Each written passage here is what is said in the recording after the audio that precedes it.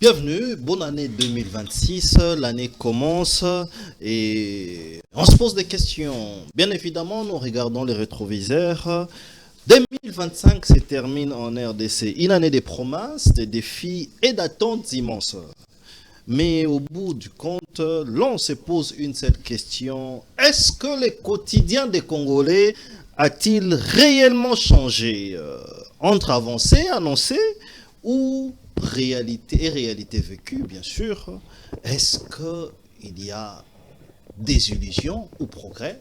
Nous allons en parler dans ce cadre du débat contradictoire et j'ai donc le réel plaisir pour la première fois l'année 2026, bien évidemment, de recevoir deux tendances, ou trois tendances, ça veut dire pouvoir, opposition, et puis d'autres qui sont dans le gouvernement, qui se disent encore dans l'opposition, mais d'autres qui sont totalement indépendants, ça veut dire ils sont analystes politiques. Il s'agira de Moïse Olamba qui est du parti Envol, Bruno Mimbenga, Nouvelle Élan d'Adelphes, Mouzito Sylvain Lumwanga qui est analyste politique et Maître Pika qui est cadre de Areb, parti à Guiloando. Maître Pika, bienvenue. Merci beaucoup, Hervé. Merci pareillement, bonne année, toutes les bonnes choses. Mais je commence par vous parce que nous avions quand même fêté avec les annonces de Guy Luando qu'il devrait démissionner, qu'il est dans les sales draps. Où est-ce que nous en sommes? Permettez-moi d'abord de présenter mes vœux les meilleurs à tous les amis qui sont sur ces plateaux et de présenter également mes vœux les meilleurs à tous les Congolais. Pourquoi pas à l'honorable Ebat Lukwebo et toute la chaîne Congo 26, une très belle chaîne avec des belles images. Je vous les présente également. Merci. Mes Hervé. Merci. Et à notre DG également, certainement. Oscar Bissimo. Je présente également mes meilleurs vœux de prospérité, de paix, de bonheur à son excellence Maître Guy Luando, le patron, le chef de mon parti politique, mon autorité de référence. Lui, dont les Congolais ont beaucoup d'estime et beaucoup de respect à son égard, nous tous également. Et je vous exhorterai de ne pas suivre tout ce qui s'est dit sur la place publique, pour salir, tout simplement, pour salir notre chère autorité de référence Guy Luando, ou encore salir notre parti politique, ce grand parti politique qui n'a que moins de 5 ans, mais qui a fait et qui continue à faire de grandes choses, que beaucoup de partis politiques qui ont plus de 10 ans n'ont pas encore fait. Donc nous sommes à féliciter, nous sommes à encourager avec tout ce que nous avons déjà fait au sein du parti et tout ce que le parti a déjà fait. Et vous avez vu vous-même lorsqu'il était ministre de l'aménagement du territoire, tout ce qu'il a fait, ce qu'il a créé comme structure pour accompagner l'aménagement du territoire. Bon, je considère que tout ce qui s'est dit là, ce sont des gens qui ont pour intention, comme je l'ai dit au début, salir la personnalité de son excellence Guy Luando. Pour quelle finalité? Mais c'est ça, lorsqu'on vous salit, quelle est la finalité? Oui, c'est pour quelle finalité? Lorsqu'on vous salit, même vous-même, monsieur Didier, lorsque quelqu'un veut vous salir, quelle est la finalité? Quelle est son intention? Il faudrait qu'on trouve la part de vérité. Est-ce qu'il n'y a pas une part de vérité dans tout ça? Non, mais c'est ce que je suis en train de vous dire. Donc l'intention ici, d'abord, c'est de salir notre autorité de référence, de salir notre parti, mais aussi de salir son parcours, son bon parcours politique. Depuis qu'il est au gouvernement, il est parmi les ministres que le chef de l'État a félicité d'ailleurs dans le gouvernement passé, et jusque-là, il continue à avoir la confiance, à bénéficier de la confiance du chef de l'État. Donc, il mérite beaucoup. Il ne mérite pas tout ce que les gens disent sur les réseaux sociaux. Moi, je demanderai à tous les citoyens congolais de ne plus considérer tout ce qui se dit sur la place publique, sur la toile, contre la personne de l'autorité de référence, Maître Guy Luando, qui est mon chef du parti politique. Très bien. Moïse Olamba, parti Envol, bienvenue et meilleurs vœux, bonne année. En tout cas, merci beaucoup, monsieur Didier. Ça fait un bon bout de temps qu'on ne s'est plus revu, mais sinon, je pense que c'est pour une nouvelle fois qu'on se revoit ici en 2026. Donc, il me revient aussi de vous présenter mes vœux de meilleurs. Très bien. Donc, c'est sur ces points également que je présente mes meilleurs vœux au président Delis Sanga et à l'ensemble des cadres du parti politique en vol. Delis Sanga qu'on dit qu'il ne se prononce jamais. Aujourd'hui, on considère que les opposants ont quelques liens et quelques mèches avec les ennemis de la République. Ils ne se prononcent jamais sur des questions de guerre, ils ne se prononcent jamais sur des questions d'agression d'une autre armée sur le sol congolais. Vous savez quoi? Moi, je préfère assez que nous puissions nous empaisantir sur des faits. Parce qu'au Congo, ces derniers temps, les gens ont souvent tendance à véhiculer des ragots. Mais en réalité, nous, depuis le mois de septembre 2025, nous avons lancé notre activité de rentrée politique. Arrivé au mois d'octobre, nous sommes allés à Tchobo, au niveau de Matete, à travers notre action que nous avons dénommée Masolona Banamboka. Oui. Nous sommes allés à Makala, c'est l'Embaou, à travers laquelle nous avons lancé un grand appel qu'on a appelé le manifeste de Selembao, et par la suite nous avons achevé avec les activités de Maloueka 1 et Maloueka 2. Nous avons clairement donné notre position parce que la position du parti en vol est bien connue, celle de pouvoir aussi apporter notre soutien au dialogue inclusif qui doit permettre à ce que nous puissions analyser les causes profondes de la crise afin de jeter les bases de la refondation de l'État.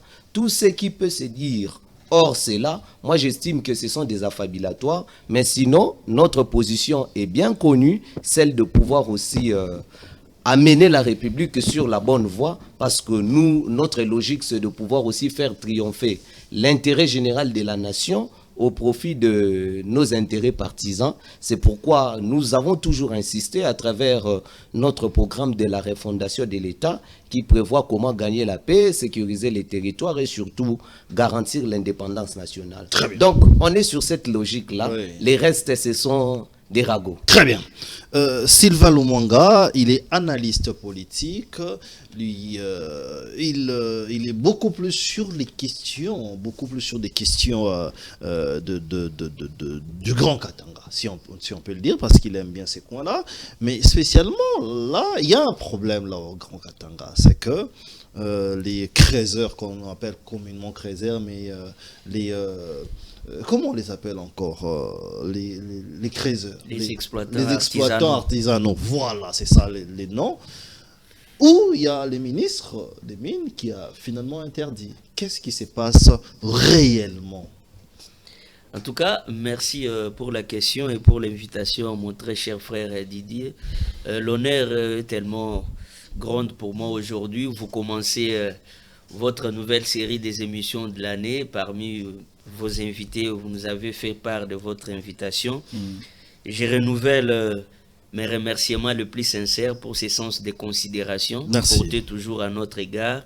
Et je vous souhaite mes vœux le meilleur pour cette année 2026 qui vient de commencer. Je souhaite aussi mes co-débatteurs une heureuse et meilleure année que nous avons commencé ensemble. Avant d'aborder ta question, permettez-moi de présenter, de réitérer le même vœu à son Excellence, Monsieur le Président de la République, chef de l'État, qui se bat corps et âme pour rétablir l'intégrité du territoire national. Très bien.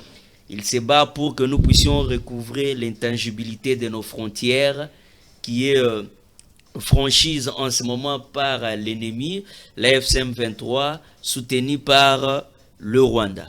Oui. J'aimerais aussi présenter les mêmes vœux au président Vital Kamerhe, le président national de l'UNC, l'honorable professeur Vital Kamerhe. Je lui souhaite mes vœux le meilleur, beaucoup de force, beaucoup de santé dans son repos en ce moment.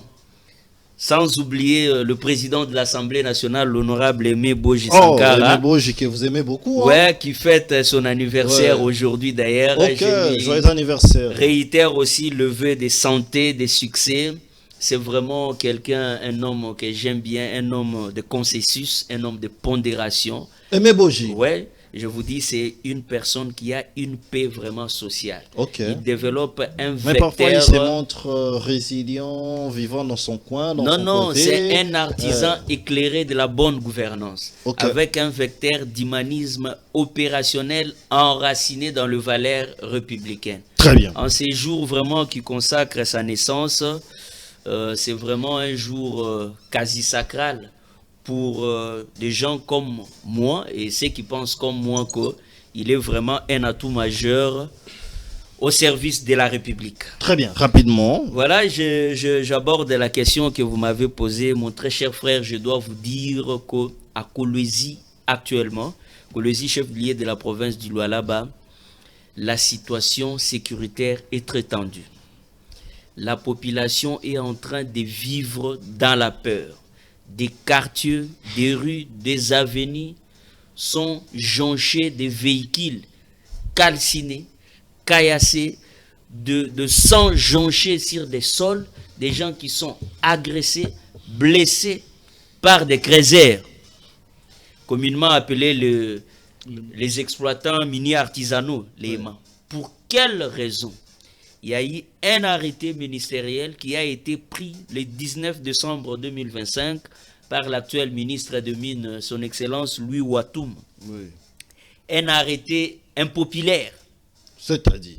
Je vous dis, un arrêté pris sans la connaissance des réalités des terrains.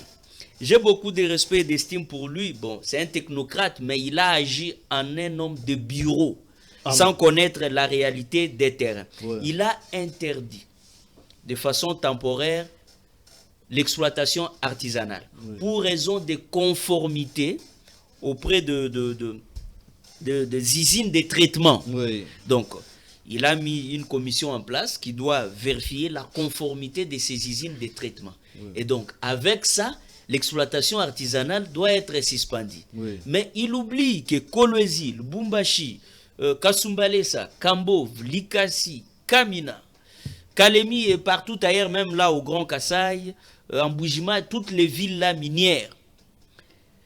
Dans des zones minières, les exploitants artisanaux vivent de ça. Okay. Et quand vous allez arriver par exemple à Kolwezi, dans un carré minier, vous pouvez trouver 100 000 foyers. 100 000 foyers. Je vous dis, dans un seul carré minier, un seul carré minier peut regorger plus de 100 000 foyers. Pas seulement 100 000 foyers, plus de 100 000 foyers. Les créseurs, sa femme et ses enfants vivent là. Oui.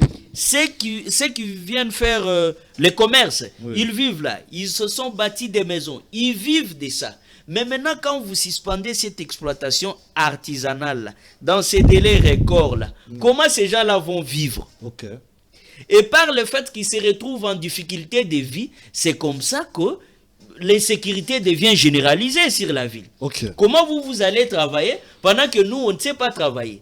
Nous, on ne sait pas gagner notre pain quotidien conformément. Et chose qui est grave, la division provinciale des mines a dissuadé monsieur le ministre avant qu'il signe l'arrêté. Oui. Vous ne pouvez pas vous réveiller d'un bon matin, non, vous signez l'arrêté parce que une autre société minière s'est plainte qu'il y a eu incursion sur son site par des créseurs. Pourquoi? Parce que cette société-là paye la redevance minière et que des exploitants miniers artisanaux, leur façon de verser la redevance minière est différente d'une société. Non, mais là vous sacrifiez le devenir de tout un peuple au détriment des multinationaux qui pillent nos richesses. Très bien. Au détriment du peuple. Et donc, le ministre des Mines a agi,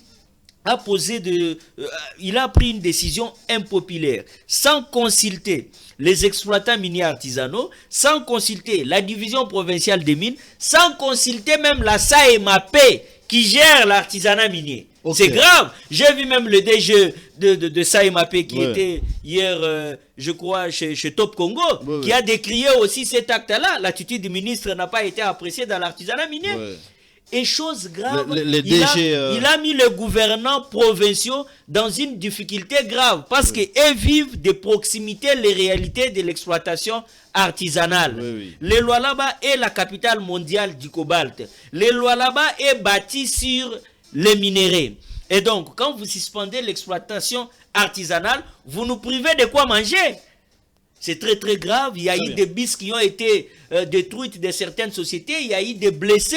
Les enfants ne savent plus aller à l'école. Pourquoi? Parce que la ville est paralysée. Très bien. Et la province ne sait pas digérer cette situation. Mais maintenant, après avoir eu qu'il y a eu bain de sang, il y a eu des dégâts matériels, des dommages collatéraux causés, c'est là maintenant que le ministre revient sur son arrêté pour prendre une décision d'alléger de façon partielle cette décision. Vous voyez, créer des problèmes là où il n'y en a pas, pendant que la République est préoccupée à une situation qui perdure depuis des années, à rétablir la paix et la quiétude de nos paisibles citoyens dans la partie est de la République. Très bien. Vous risquez d'épuiser vos minutes, hein, parce que ça, c'était une introduction, mais chacun aura son temps d'antenne équitable. Donc, nous allons voir comment nous allons revenir sur ça.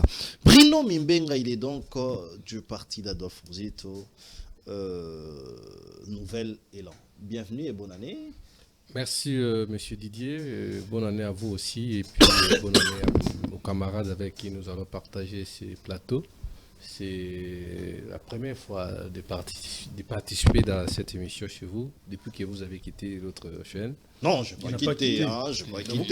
Je suis sur toutes les chaînes. Donc, vous êtes dans toutes les chaînes. Je suis partout. Mes mains sont partout. Je pour l'intérêt de la population. Pour l'intérêt du peuple. Oui, peut-être que je n'étais pas informé. Merci bien. Je vous remercie pour cette reconnaissance. Et puis, je salue toute l'équipe de cette chaîne. Et puis, je présente mes vœux le meilleur au vice-premier ministre et ministre du budget, Adolphe Muzito, qui est mon leader. Et puis, aux camarades du parti Nouvel Élan, je vois maître Steve Kiwata, les conseillers, Dieu merci Kabassel et tant d'autres. Et surtout, nous passons directement à nos frères qui sont tombés à Massis. Aujourd'hui, je crois, à l'enterrement, nous avons vu comment ça s'est passé. Je pense que le débat, ça sera un débat républicain. Et j'invite le président de la République de trouver une solution très rapide parce que depuis un bon moment, surtout pendant la période des festivités de décembre, nous avions vu comment que nos frères et sœurs, surtout les Quinois en particulier, ont souffert par manque de bis Trasco. Très bien. Alors, cette société est gérée par M. Sylvestre en violation des textes parce que DG de la société Trasco a été nommé par le ministre des Transports. Okay. Alors aujourd'hui, cette firme risque de tomber à banqueroute par la mauvaise gestion, malgré que nous avions combattu la gestion du DG Mbere et son adjoint, M. Flori Boitouka, mais aujourd'hui, on peut dire que non, au moins, la gestion de Mbere était meilleure que cette gestion que nous sommes en train de voir. Donc, la société Trasco, pendant la bonne fête de décembre, nous avons vu comment que le DG Sylvestre Bilambo, non seulement que cette société est déjà en faillite, mais il a distribué des vivres, des poulets périmés aux agents de cette société. Le DG de Transco oui. Il a distribué des poulets périmés. Oui, périmés, j'insiste. Et si vous remarquez aujourd'hui, vous allez voir que les gens, les Quinois font du pied, des Kingasan limités, des popages. Donc, il y a un problème très sérieux. Parce que les agents sont tombés malades.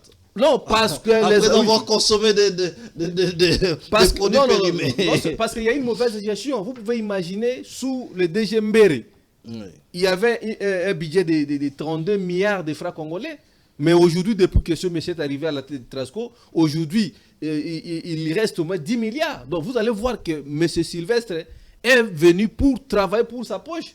Et surtout dans ce secteur-là de transport, ça pose un sérieux problème. Chez moi, à l'espace Grand Équateur, vous voyez chaque jour, tout au long du fleuve Congo, comment que les gens meurent. Donc nous demandons au président de la République, cette année, c'est une nouvelle année, de trouver une solution parce que nous n'allons pas permettre que les Quinois souffrent et puis les Congolais dans son ensemble n'ont pas vraiment du tout les moyens de transport pour se déplacer. Très bien.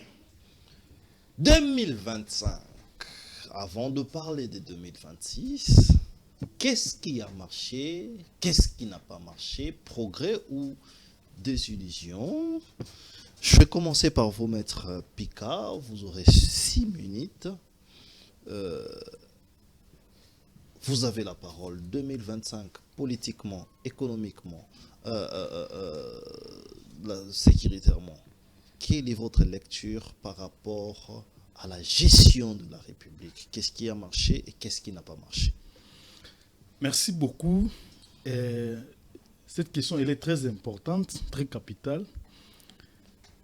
Elle permet aux Congolais de réfléchir sur tout ce que nous avons connu cette année, l'année passée 2025. Bon, nous avons, il y a des événements qui sont passés, qui ont commencé peut-être un peu plus longtemps, mais qui sont arrivés jusqu'en 2025. Mais comme il s'agit de 2025, nous allons nous atterrir là. Oui. Vous avez parlé de l'aspect diplomatique, politique, sécuritaire surtout, parce que là, les nœuds même, là, où la situation a attiré plus l'attention de tous les Congolais qui vivent ici au pays, même ceux qui vivent dans la diaspora à l'étranger, cette question sécuritaire a presque fait débat dans les bouches de tous les Congolais, de tout le monde. Et moi, je suis très content lorsque je partage à la télévision, je parle de cet aspect des choses. Parce qu'aujourd'hui, je me rends compte que tous les Congolais, au moins, sont informés de ce qui se passe. En ce qui concerne la guerre dans la partie est de notre pays. Ce qui n'était pas le cas les années passées, pour ne pas dire avec les régimes passés, où les Congolais étaient bleus, les Congolais ne savaient rien, les Congolais ne débattaient presque sur rien, surtout pas à la télévision. Il était question, lorsque vous passez à la télévision, vous débattez sur une question de la guerre et entrer à la guerre. Et vous voyez, nous savons tous ce qui s'est passé après votre passage à la télévision. Mais aujourd'hui, nous en parlons tous, même dans les réseaux sociaux. Moi, je me réjouis sur cet aspect des choses parce que lorsque tous les citoyens congolais participent à la gestion, bon, je ne voulais pas dire à la gestion, mais du moins à cette question-là de la guerre, au moins, ça montre que aujourd'hui, les Congolais peuvent aussi, n'est-ce pas, parler de leur pays, être fiers de leur pays, même si sur cet aspect des choses-là sécuritaires, nous avons encore connu beaucoup de problèmes à résoudre, beaucoup de points à régler, mais du moins les Congolais sont au courant du jour au lendemain de ce qui se passe. Surtout nous qui venons chaque fois à la télévision pour discuter sur cette question-là. 2025 n'a pas été très beau, ça il faut qu'on se le dise. Elle n'a pas été très beau. 2025. Oui, 2025, il faut qu'on se le dise. N'a pas été très beau signifie que les choses n'ont pas été parfaites, mais du moins le gouvernement s'est efforcé pour équilibrer et stabiliser les choses. Qu'est-ce qui n'a pas été parfait qu'il faudrait Je vais commencer par je ne sais pas si vous voulez que je commence par ce qui n'a pas été beau, ce qui n'a pas marché. Tout dépend de vous. Tout dépend de moi, voilà. Il faudrait tenir compte de votre timing. Il vous reste 2 Mais lorsque minutes. j'ai dit que 2025 n'a pas été parfait, signifie que c'est comme dans une maison où papa ou les parents, je voulais dire, se sont efforcés pour donner le meilleur d'eux-mêmes. C'est de même avec notre gouvernement. Ils se sont efforcés. Ils se sont efforcés. Ils se sont étaient battus élus pour se battre, pour s'efforcer ou pour donner les résultats. C'est ça. C'est ce que je suis en train de dire. Il y a eu les résultats, là, lorsque nous parlons des résultats, c'est-à-dire il fallait un combat. Il fallait un combat pour donner les résultats sur les attentes du peuple congolais, que ce soit sur le plan sécuritaire, que ce soit sur le plan diplomatique, que ce soit sur le plan politique, que ce soit sur le plan social. Voilà. C'est comme ça que j'ai dit au début que l'année 2025 n'a pas été parfaite à 100%. Mais du moins, le gouvernement, d'ailleurs, sur le plan sécuritaire, nous avons vu combien de fois le président de la République, pas seulement le président de la République, même le ministre des Affaires étrangères, madame la ministre des Affaires étrangères, ou encore le gouvernement de manière générale, combien de fois ils ont été au four et au moulin pour que nous arrivions jusqu'au mois de décembre, le 4 décembre, signer l'accord de paix entre la RDC et le Rwanda. Très bien. C'est cette signature de cet accord de paix, c'est le fruit, les résultats d'un combat, d'une lutte, de beaucoup d'efforts. Je sais que ici, peut-être il y a des amis qui sont dans l'opposition, qui vont renier, qui ne vont pas accepter le combat mené par le gouvernement. Cette lutte-là, c'est les efforts fournis par le gouvernement, je voudrais dire, pour que nous arrivions jusqu'à ce niveau-là. Parce que je rappelle que depuis que cette guerre a commencé, il y a presque 3 ou 4 décennies, on n'a jamais réussi à inviter, à amener Kagame sur la table des négociations.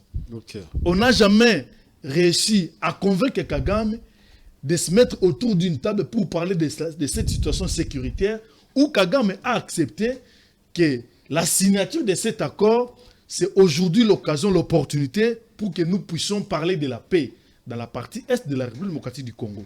C'est-à-dire que Kagame lui-même a accepté, a reconnu qu'il a fait la guerre à la RDC, qu'il a mis en mal la paix à la RDC. Très bien. Donc, sur ce plan, sur cet aspect des choses-là sécuritaires, du moins, moi je félicite, je suis en train de féliciter le président de la République, le gouvernement congolais, d'avoir multiplié des efforts diplomatiques, parce que les résultats des efforts diplomatiques et politiques, Merci. pour que nous arrivions jusqu'à signer cet accord de paix de Washington le 4 décembre 2025. Très bien, maître. Mais sur le plan aussi... Non, mais s'il vous plaît, vous avez épuisé votre temps d'antenne. Hein? La parole doit tourner et vous allez continuer. Merci. Merci.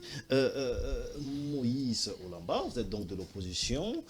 Même question.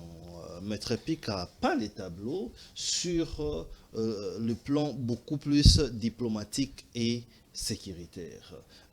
Qu'est-ce que vous faites comme analyse sur l'état des lieux, les bilans de l'année 2025? En tout cas, monsieur Didier, laissez-moi vous dire que s'il faudrait aller dans ce sens-là, moi je préfère naviguer à contre-courant de ce que Maître venait de dire. Maître Pica venait de dire, parce qu'en réalité, s'il faudrait surtout tenir compte du bilan, moi je ne trouve aucun bilan. Parce qu'en réalité, il s'agit là d'un fiasco. Aucun bilan. Il s'agit là d'un fiasco sur tout le plan. J'ai dit bien sur tout le plan. Parce que, d'abord, s'il faudrait surtout évoquer la question sécuritaire, parce qu'en réalité, la sécurité est la première obligation d'un État. Mais s'il faudrait évoquer la question sécuritaire, vous comprendrez directement qu'au mois de janvier, nous avons perdu la ville de Goma. Ensuite, nous avons perdu la ville de Bukavu. Et vous savez, toute cette vague de batailles qu'il y a eu à l'espace oriental, qui a coûté également la vie à des milliers de Congolais qui vivent sur cet espace-là. Donc c'est un sujet vraiment qui doit nous orienter à pouvoir aussi revoir cette façon de voir les choses sur cet aspect sécuritaire. Mais sinon, finalement, on a eu à signer un accord. Cet accord de Washington. En réalité, s'il faudrait faire l'analyse de cet accord, pour mieux dire que cela consacre de nouveau un échec, parce que si vous faites l'analyse de cet accord, vous vous rendez compte qu'il s'agit là d'un marché opaque. Il s'agit d'un marché opaque. Vous pensez que cet accord qui a réuni plusieurs chefs d'État est un échec? C'est un échec, c'est un marché opaque. Parce qu'en réalité, cet accord-là, si vous l'analysez de manière systématique et approfondie, vous vous rendez compte qu'il s'agit là d'une sorte de sous-traitance. C'est une externalisation. Parce que la République démocratique du Congo a pratiquement tout perdu, pour dire dans ce sens-là. Parce que les thèses qu'on a souvent évoquées, notamment celle de FDLR, on a souvent évoqué que la République démocratique du Congo ne regorge pas en son sein des FDLR, n'a jamais soutenu les FDLR, mais vous voyez sur cet accord, on part dans le sens de pouvoir aussi prendre en compte le soutien de la République démocratique du Congo par les FDLR. Bon, je m'arrête là sur cet aspect sécuritaire en disant que la finalité en décembre ici, nous avons vu comment est-ce qu'ils ont signé cet accord, mais finalement, on voit encore la prise d'Ouvira. Et jusqu'à présent, les forces négatives continuent toujours à occuper cet espace-là. Un deuxième aspect des choses, pour parler de l'économie. Oui. Sur le plan économique, ça n'en parlons même pas. N'en parlons même pas. Parce que vous savez, il y a une théorie qui me vient en tête. C'est celui de Nicolas Kalidor qui dit ceci. Il présente les 4 grandes variables de la macroéconomie. Il dit l'emploi. Qui dit l'emploi? Il parle de la croissance économique. Il parle de la stabilité des prix dans le marché et également l'équilibre extérieur et intérieur. Par là, il fait allusion à l'importation et l'exportation. Oui. Mais sinon, s'il faudrait parler de l'emploi, moi je mets m'appesantir sur ce que le gouvernement a dit. Voilà. La création de 6 millions d'emplois. Oui. Est-ce qu'aujourd'hui, on peut se réjouir disant que oui, il y a eu 6 millions d'emplois? Point d'interrogation. Parlons aujourd'hui de la croissance économique. Oui. Parce que la croissance économique vise en soi l'amélioration des conditions de vie de la population. Oui, oui. Est-ce qu'aujourd'hui, la condition de vie de nos populations s'est améliorée? Parce qu'aujourd'hui, on parle de plus de 28 millions de Congolais en insécurité alimentaire. Même ici à Kinshasa, la Banque mondiale fait état à ce qu'un Congolais vit à moins de 2 dollars le jour, allais-je dire. Oui. Donc tout ceci prouve à suffisance que la République démocratique du Congo progresse de plus en plus dans les ravins.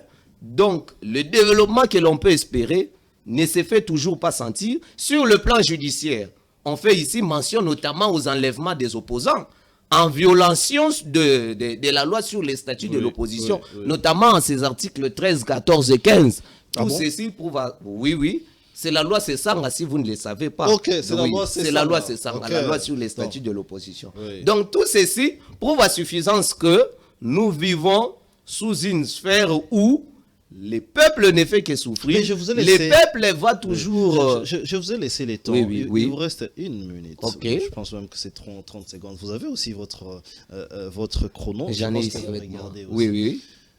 Il y a des universités qui ont été construites, des universités qui ont poussé pour les conditions.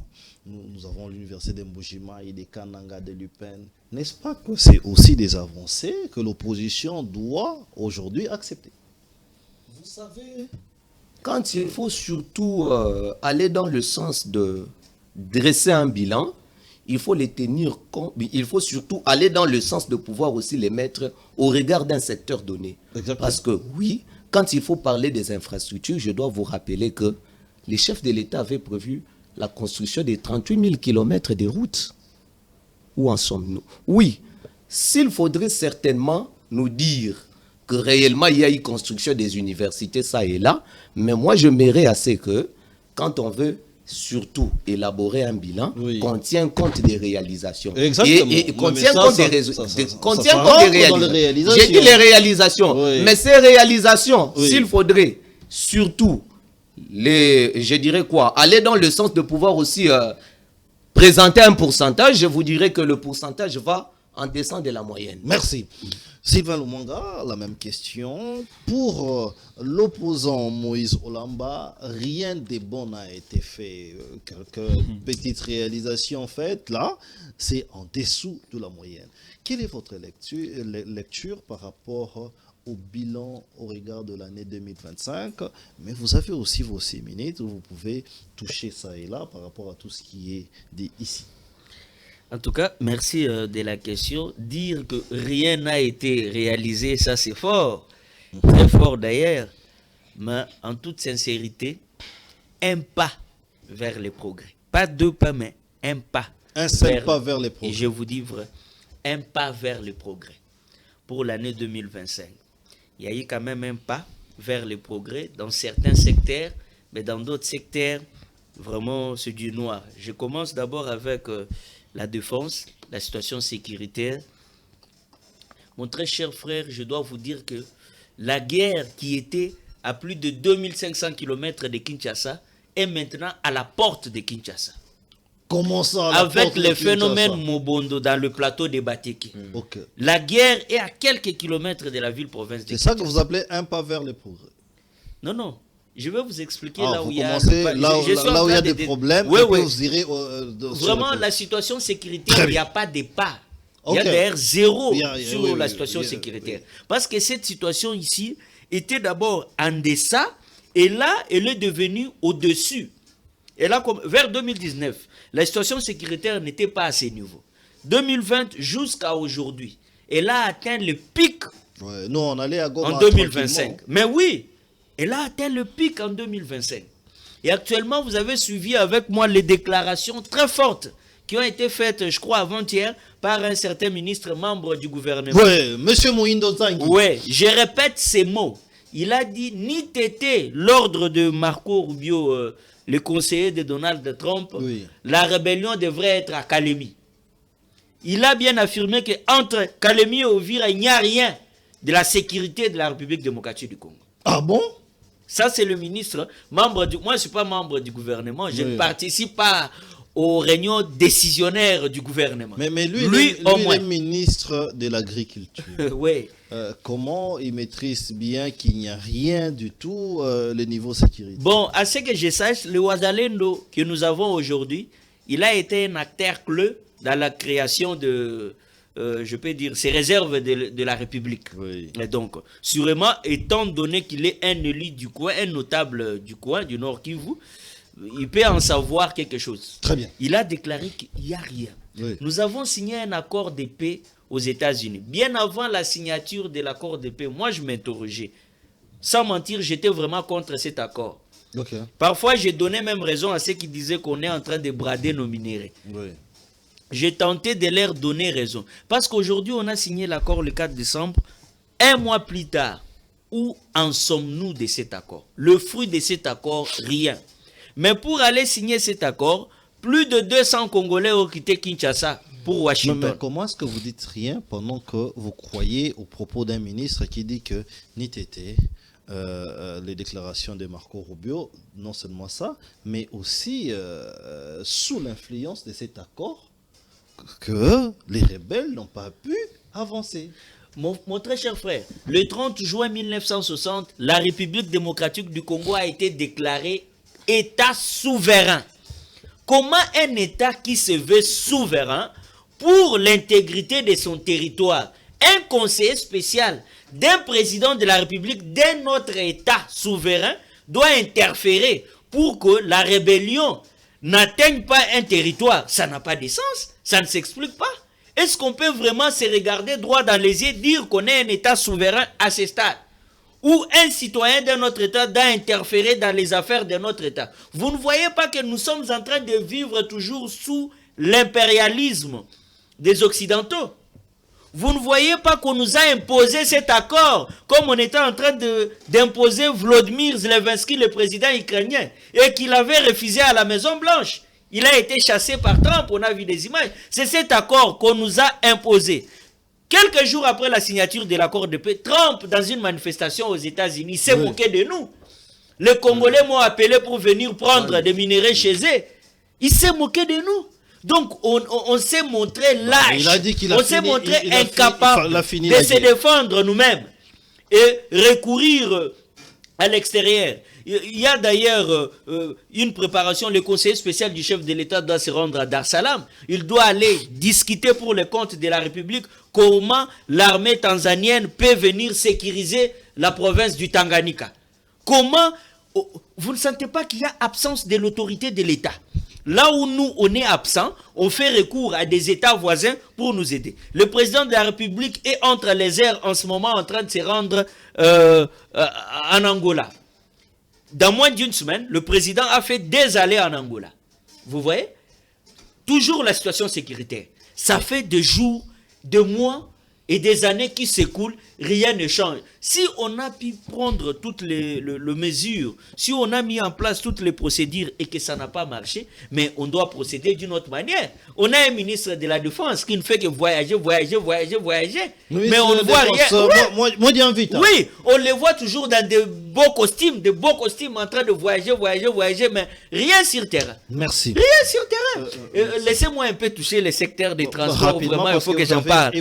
Les secteurs des transports, vraiment, un bilan zéro. Oh, avec Jean-Pierre Bemba. Le vieux Jean-Pierre Bemba, un bilan zéro. J'ai eu à compter le nombre de naufrages du 1er janvier 2025 jusqu'au 31 décembre 2025. La République démocratique du Congo a connu plus de 58 naufrages de baleinières sur des lacs, sur des rivières, sur des fleuves. J'ai dit, mais cet homme, il n'est que figurant. Ou soit, je ne sais pas. Rien du tout dans les secteurs des transports. Il n'arrive même pas à co-gérer la situation des embouteillages de Kinshasa avec son collègue du gouvernement provincial. Il n'est qu'un figurant dans le gouvernement. Il a abandonné le bureau de l'État dans le bâtiment intelligent. Il a transformé la maison familiale en un bureau. Très bien. Comment on peut avoir ce genre de type dans le gouvernement? Et dans le secteur de l'économie... Non, il y a un bureau officiel de l'État. Vous ne pouvez pas commencer à recevoir des diplomates dans ta maison privée pendant qu'il y a un bureau de l'État où vous assumez les fonctions officielles de l'État. C'est insensé. Et donc, dans le secteur économique, là, c'est un problème sérieux. Le coût du panier de la ménagère. Certes, il y a la stabilisation du taux d'échange sur le marché, mais le coût des produits de première nécessité est toujours instable, mon très cher frère. Donc voilà pourquoi j'ai dit il y a un pas vers le progrès, parce que dans les secteurs de l'éducation, que ce soit à l'EPST ou dans les enseignements universitaires, là, chapeau bas au président de la République qui ne ménage aucun effort vraiment pour doter des infrastructures viables aux établissements publics de l'État. Très bien. Bruno Mbenga, j'ai dit ici que vous êtes de l'opposition, mais en étant dans le gouvernement, je vais vous poser la même question. Mais vous avez écouté les autres, les avis sont partagés. quelle est votre lecture par rapport à cela? Je pense même que le vice-premier ministre Mouzito s'est prononcé et il y a quelques contradictions. Quel est votre point de vue? Est-ce qu'il y a-t-il progrès ou pas? Oui, je ne pense pas que le vice-premier ministre, ministre du budget, s'est contredit, sauf qu'il a émis son avis comme tout citoyen congolais. Donc, lors de son interview, nous tous nous avions suivi comment ce que il a dit, c'est d'ailleurs dans ses pensées, dans ses tribunes qu'il a pu évoquer plusieurs fois, que pour remettre paix l'ordre dans la partie est de notre pays, il faudra faire la guerre avec les Rwandais. Et il ne s'est pas limité là, il a proposé soit de construire et ériger un mur pour réduire les taux de mortalité et puis doter des moyens au sein de notre armée. Oui. Et c'est ça aussi ce que nous sommes en train de vivre aujourd'hui parce que depuis son arrivée au ministère du budget, vous avez vu aujourd'hui le Congo n'a pas un budget de 17 milliards par rapport à l'ancien ministre qui était là. Aujourd'hui, 2026, le Congo égorge un budget de 22 milliards plutôt. Donc, 13 milliards en ressources propres et puis les 9 milliards dans les dettes au niveau international, BAD, FMI et Kosovo. Donc, vous allez comprendre que j'ai suivi les co-débatteurs, chacun a donné son avis, mais moi je pense qu'il y a eu au moins des avancées, parce que surtout mon frère Sylvain qui dit sur le plan, les questions de sécurité, on ne peut pas parler ça comme si nous parlons de questions du ministère de l'Agriculture, parce que la défense, ce sont des questions un peu trop sensibles, vous voyez. Parce que si le gouvernement à place, le régime du président Tshisekedi n'avait plus rien fait, beaucoup de gens pensaient qu'au mois de juin 2025, les 1v3 allaient rejoindre la capitale. Donc au moins là, nous pouvons dire que les voyages que le président a pu mener au niveau extérieur, ça a produit quand même des faits. Parce que selon beaucoup de gens, même ceux qui étaient membres du gouvernement sortant, même les caciques de l'Union sacrée étaient un peu trop réservés parce qu'ils savaient que d'ici 2025, Félix ne va pas finir son mandat. Mais étant un homme, il s'est battu et aujourd'hui, il continue à gérer la République. Donc, aujourd'hui là, selon l'interview de mon leader, je crois que le Congo a pu montrer à la face du monde que les Rwandais nous menacent. Et si les Rwandais ne seraient pas d'accord avec toutes les négociations possibles qu'on a pu entamer, donc la meilleure des solutions serait d'engager un bras de fer direct avec les Rwandais pour établir les rapports de force. Parce que le Congo a déjà mis un budget de 5 milliards au sein de l'armée. Donc d'ici 5 ans, nous aurons un budget de 5 milliards pour mettre fin à ce qui se passe dans notre pays. Si le plan positif, vous allez comprendre que le président Tshisekedi, bien que nous sommes venus les rejoindre, vous allez voir qu'il y a eu des constructions de routes. Des constructions de routes sur le plan infrastructure, vous allez voir que non, les routes sont construites. Oui. Et si on fait la sommation de toutes ces routes, vous allez voir que parmi les 4 présidents qui ont marqué l'histoire de notre pays, Félix Tshisekedi pourrait être le premier président congolais qui a plus construit des routes. Le mal peut-être que les gens qui nous ont précédés, qui étaient au sein de l'Union sacrée, ne vendaient pas plus l'image des réalisations que le président Tshisekedi a pu vendre. Donc, en venant à l'Union sacrée, vous aviez trouvé beaucoup de réalisations. Bien que vous étiez en train de critiquer, et vous avez vécu cela, vous dites qu'il y avait un problème de communication. Nous soutenons le président Tshisekedi. Oui. Nous parlons ce qui est vrai, on le dit ici, c'est bon. Mais dans notre formation politique, M. Didier, vous savez, depuis que nous étions encore dans une opposition un peu, je peux dire, radicale, oui, on était quand même neutre. Quand c'est bon, on disait non, ici c'est bon, il faudra travailler pour faire un peu le nécessaire. Très bien. Donc nous ne sommes pas dans cette logique. Quand c'est bon, on dit c'est noir. Non. Donc je pense que le président Tshisekedi, il a donné ce qu'il pouvait donner, mais nous aussi, nous qui sommes le peuple, la population, nous devons l'accompagner pour réussir dans son mandat. Parce que quand vous dites que non, rien ne s'est fait, alors je me pose des questions. Le Congo, c'est un pays si vaste que le président Tshisekedi a trouvé des problèmes à résoudre. Donc maintenant là, vous voyez, même au sein de l'armée, il y a des traites dont la plupart sont dans des devant les juges. Aujourd'hui, là, vous allez voir, la plupart des généraux étaient en connivence avec les M23, en connivence avec l'ennemi et qu'on sort. Donc, aujourd'hui, le président Tshisekedi s'est montré quand même que non, il a l'amour du pays et puis il a mis Kagame en difficulté au niveau international. Parce que vous avez vu Kagame, il a changé de tonalité. Il était dernièrement au Bénin. Il a dit aujourd'hui, mon image est mal vendue. Pourquoi? Parce que sur le plan diplomatique, le président Tshisekedi s'est montré très fort, mais le reste, ici, de réformer l'armée, de doter cette armée-là des moyens nécessaires. Et nous, le peuple congolais, nous devons avoir un esprit du patriotisme. Très bien. Aimer notre pays, soutenir les bonnes actions, ceux qui sont mauvais, les mauvaises actions, nous devons dénoncer ceux qui sont bonnes, nous devons l'applaudir pour que le président puisse bien finir son mandat. Très bien. Il nous reste pratiquement une dizaine de minutes. Nous allons... Seulement. Justement, les bonnes choses, il paraît que ne durent pas. Alors, vous avez la parole, Maître Pika. Vous avez écouté vos co-débatteurs. Sylvain a assis par les tableaux au niveau sécuritaire. Et puis Moïse, qu'est-ce que vous en dites? Mais est-ce que nous pouvons aller aussi sur des résolutions? Qu'est-ce qu'il faut faire pour booster la machine? 2 minutes ou 3 minutes. Merci beaucoup. Je suis très content que ce plateau est rempli des intellectuels, et des Congolais qui réfléchissent comme il faut. Et je sais que chacun de nous est dans sa peau de ce qu'il est opposition majorité. Mais ici, nous devons aussi dire les choses telles qu'elles sont.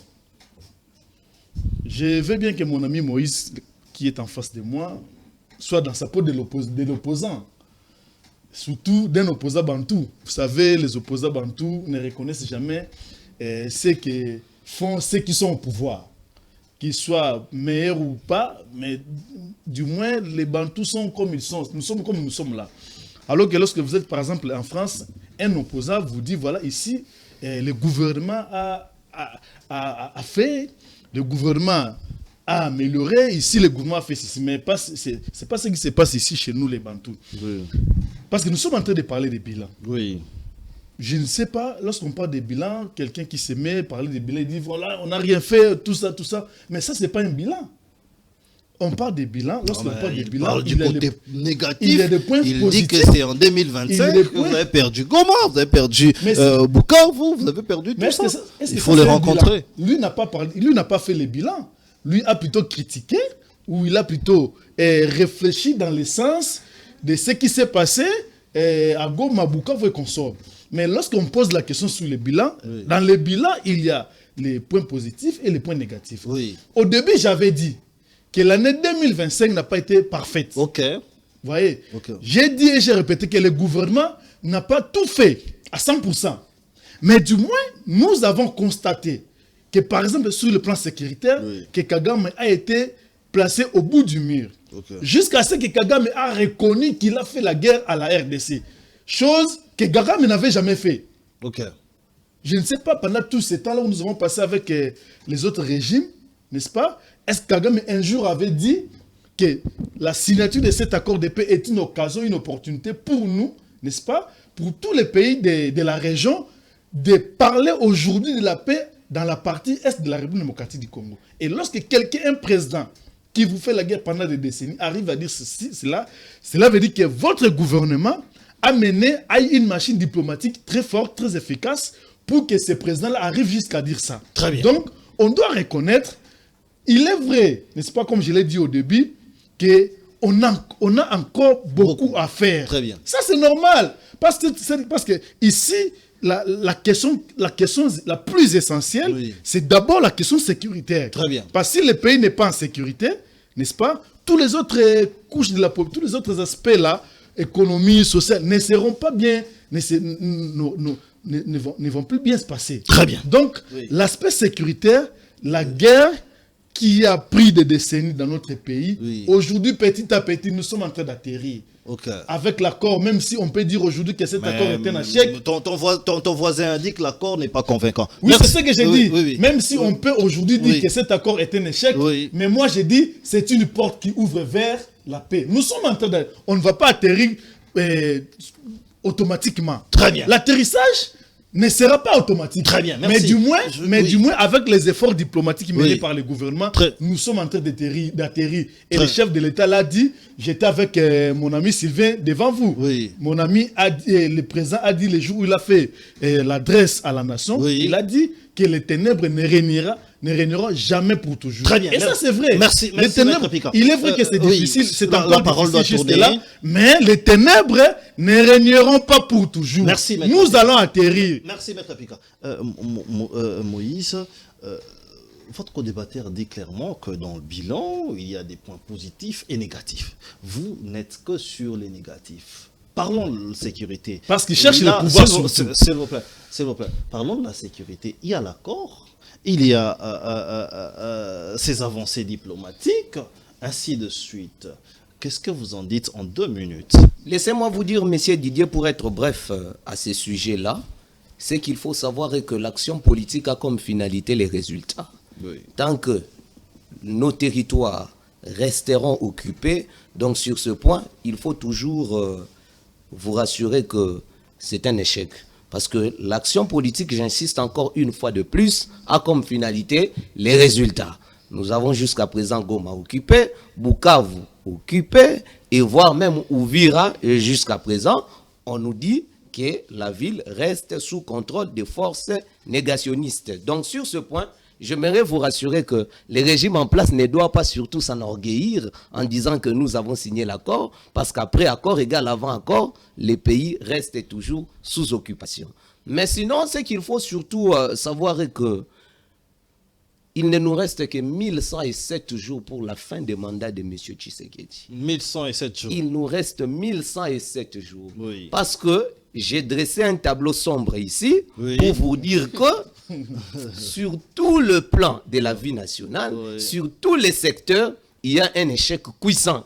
Oui. Donc, par conséquent, il est essentiel de pouvoir aussi se préparer pour les élections de 2028, parce que nous, notre logique, c'est la recherche du dialogue. Nous cherchons le dialogue, un dialogue inclusif qui va permettre à ce que toutes les parties prenantes soient autour d'une table c'est la solution. afin de sauver la nation. Très bien. Mais sinon, les délais constitutionnels doivent être respectés, c'est-à-dire nous sommes en 2028 Voilà. et 2028, c'est la fin de mandat de voilà, M. Tshisekedi. voilà comment les Dialogue opposants comme- cherchent les dialogues comme pour entrer dans les solution gouvernements. finale, dialogue Les dialogues comme, n'est pas- voilà comment vous Sylvain cherchez à Lumumba, entrer dans s'il- le gouvernement. S'il vous plaît. Sylvain Non, Lumumba, non, mais en 1 minute. là, vous vous êtes Parce que- exposé. Vous Ouais, avez ouais. certainement montré votre c'est le- visage c'est- que vous c'est- cherchez les dialogues pour entrer dans Non, le c'est gouvernement. pour S'il vous plaît. triompher la Non, cause non. nationale. Non, S'il non, vous mais plaît. la cause S'il vous nationale ne se plaît. triomphe S'il vous pas, plaît. pas seulement par les dialogues. Non, c'est par le dialogue, parce que Non, vous avez failli à votre mission. Non, non, Vous avez failli à votre mission. Nous avons fait des dialogues ici. Nous avons déjà eu dans Maître ce Pika, pays des s'il vous plaît. dialogues. S'il vous plaît. La guerre n'a S'il vous jamais... plaît. Mais c'est autour d'une vision. La Sylvain particularité, Lumumba, vous avez que la ça se parole. fera autour Est-ce d'une que les vision. dialogues dans ces pays est la voie de sortie aujourd'hui. Est-ce que la guerre S'il vous était plaît, finie? s'il vous plaît. La guerre n'était pas finie. S'il vous plaît. Donc, vous avez besoin d'entrer S'il dans vous le plaît. gouvernement et vous cherchez la voie, les dialogues. Nous parlons Mais vous de risquez la de cause déranger. nationale Non, vous pour risquez de déranger permettre à l'émission. ce que S'il la vous plaît. République Non, puisse mais- sortir de la c'est- crise. Non, mais S'il vous plaît. pourquoi vous S'il- brandissez s'il les vous dialogues plaît. comme un atout, S'il comme vous une plaît. solution? Mais moi, je ne C'est- comprends c'est- pas. Alors que la guerre est internationalisée. Parce que Nous devons vous parler- avez mais failli la à guerre- votre mission. Mais la Nous guerre devons est parler- internationalisée. Nous devons La parler guerre en- est internationalisée. Vous avez failli à votre mission. Vous mettez les dialogues en avant. C'est Vous pas dérangez possible. l'émission. Nous C'est devons pas parler possible, en mon cher ordre. ami. Maître Pika, nous C'est devons pas pas. possible. Maître Pika, Voilà, nous devons parler en ordre. c'est moi qui devrais intervenir. Est-ce que le dialogue est une voie de sortie pour toutes ces contradictions évidentes et pour même finaliser avec cette guerre? Merci mon frère. Vous savez, le sang des Congolais a beaucoup versé. Et ce sang ne cesse de crier. Le sang des Congolais ne cesse de crier. Si il faut que le sang cesse de couler, il faut dialoguer. Dialoguons. Mais avec qui devons-nous dialoguer? Oui, avec qui? Pas seulement ces Congolais qui a encore versé le sang des autres Congolais. Parce que là, ça devient comme une habitude. Quand on est dans la frustration, on doit aller prendre les armes, tuer des Congolais pour enfin venir dire « Oh, nous devons dialoguer, dialoguer. » Inclusivement. Ouais. Ayons quand même le sens de l'humanisme de ces compatriotes qui ont abandonné leurs milliers de vies respectives. Mon très cher frère, dans ces zones-là sous occupation, les gens vous souffrent. Très bien. la monnaie congolaise est en voie de disparité. Mais dans ces zones. à quoi ça servirait si vous pensez à un dialogue sans ces gens-là qui sont semeurs du trouble? Voilà pourquoi moi je ne soutiens pas l'hypothèse du dialogue totalement, mais plutôt de nous montrer comme un État souverain. Aucun État n'a gagné une guerre au monde par le dialogue. Une guerre ne se gagne que par la guerre. Ok. Une guerre ne se gagne que par la guerre. On nous a fait croire qu'on nous a doté, on a doté à l'armée congolaise un arsenal d'armement de dernière génération. Ouais. Donc nous sommes prêts. Très bien. On peut avoir le sens de l'humanisme dans le sens de dire si on va se dire à attaquer, beaucoup de Congolais vont mourir. Ouais. Déjà, beaucoup de Congolais meurent tous les jours pendant que nous n'attaquons pas. Assimons-nous, montrons-nous quand même que nous sommes un État. Donc, à la taille de l'Afrique. Pour moi, au stade où nous sommes arrivés, le dialogue va vouloir qu'il y ait de l'amnistie. Okay. Vous trouverez normal qu'un Congolais, ici à Kinshasa, croisant un autre Congolais qui il a vu prendre des armes, envahir la ville de Bukavu, oui. Envahir la ville de Goma, tuer ses frères congolais et demain le voir occuper une fonction décisionnaire dans les institutions. Bon sang, mais tout le monde ira prendre les armes si tel est le cas. Voilà. Vous avez vu, Godempo avait fait une déclaration pour dire, pour sa maison, ni t'était qu'il soit pasteur, il aurait pris les armes parce qu'on avait détruit sa maison. Très bien. Vous voyez. Donc, il faut que nous puissions décourager cette pratique-là, cette méthodologie-là des Congolais. Chaque fois que vous vous retrouvez dans une frustration, vous allez prendre les armes. Très bien. La seule façon de décourager ça, nous devons nous assumer comme État, bouter l'ennemi dehors. Très bien. Montrer nos muscles en tant qu'État souverain. Très bien. Nous sommes presque à la fin. Bruno Mbenga, quelle est la solution au regard de tout ça? Pour les uns, c'est les dialogues. Pour les autres, c'est une armée forte. Mais quelle est la vraie solution? Oui, la vraie solution, d'abord, je pense que comme le gouvernement, Maman Toulouk travaille là-dessus par rapport à la situation sécuritaire, je crois que dans chaque guerre, il y a toujours des pourparlers, des négociations. Même la Deuxième Guerre mondiale n'avait pas pris fin par les rapports de force. Aujourd'hui, nous sommes en train de voir comment est-ce que la Russie, la Chine, Corée du Nord et puis les États-Unis, l'Amérique se battent au plat d'une guerre numérique. Vous comprenez? Donc la guerre a changé des formules et puis qu'on sort. Mais à ce qui concerne aujourd'hui... non, la guerre militaire existe toujours. Excusez-moi. La guerre militaire existe toujours. Regardez ce qui se passe en Ukraine avec le président Vladimir Poutine. La guerre avec armes existe toujours. Regardez les désordres que Trump a créés au Venezuela. Alors, chez nous, il nous impose les dialogues, dialoguons, mais ailleurs, et certains Congolais naïfs sont derrière cette philosophie. Qui impose les dialogues?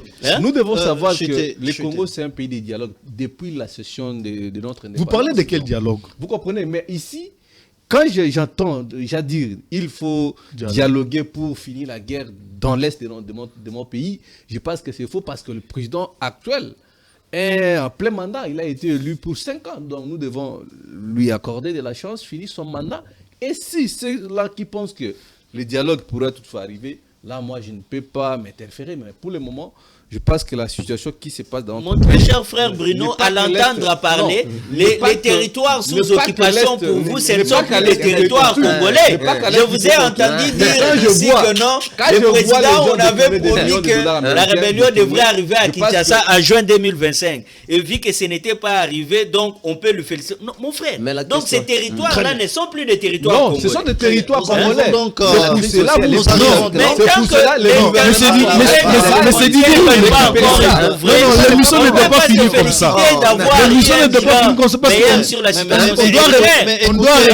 doit recadrer les opposants. Mon très cher frère, écoutez ma proposition.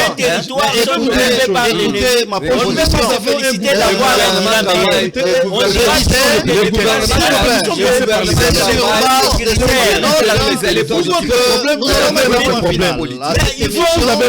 si on n'arrive pas à récupérer les territoires, même par les dialogues, croyez pas que c'est bon. Écoutez la proposition. Pour nous faire Écoutez la respecter comme un proposition. État souverain. Je vous promets donc de faire revenir les mêmes Où c'est invités. ouvrir la crise Sur les mêmes thèmes, nous allons parler de la crise politique, des tensions qu'il y a. On vous pour impose les trouver dialogues. la bonne Et solution. tellement vous êtes congolais naïfs, vous dites voilà, dialogue. Et ça se passe comme Mais est-ce ça. que vous On pensez dit que les dialogues... au choc d'idées, jaillit C'est pas non- réellement la lumière. Restez donc branchés sur nos antennes Congo 26. Il s'agissait de l'opposition, de la majorité, ainsi que les indépendants qui étaient bel et bien là, sous un débat houlé et chaud. J'ai pas vu Restez des donc indépendants. branchés. Bonsoir chez vous. Moi, je n'ai pas vu des indépendants.